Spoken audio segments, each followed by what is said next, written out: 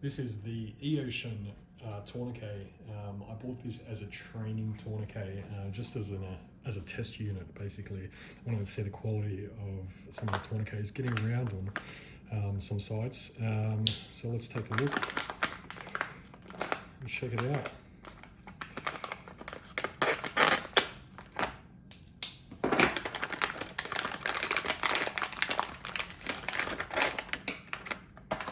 Okay, so we have instructions there for use,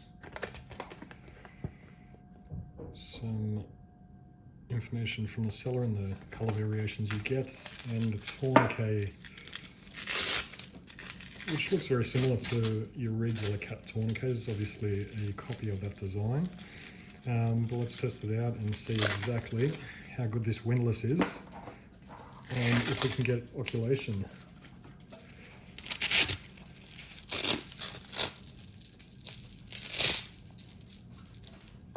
Okay, so I've got that on my upper bicep. It's hard to film and do this at the same time, but let's give it a crack. Okay, so that's one turn. So these two spins, that is definitely gonna stop blood flow, and it's definitely doing its job, I can tell you right now.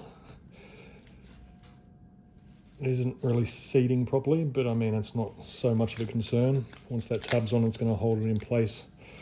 But yeah, seems to be working so far. I wouldn't carry this as my primary tourniquet though. I would definitely carry a genuine cat tourniquet. I did buy this just for training, yeah, it's definitely serves its purpose for that.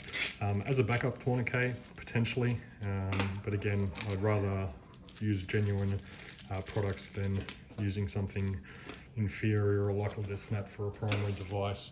But for the price point and for what appears to be the quality, it seems quite good. The main issue with these is the windlass or the plastic snapping. So if this goes, you're basically up the proverbial creek. You could always put in a tool such as a screwdriver or whatnot in there and use that to turn if that does happen. But ideally, obviously, in an emergency situation, that's not ideal. But for this purpose, for training and for a cheap secondary or backup tourniquet, it does what it's intended. So yeah, I could highly recommend this.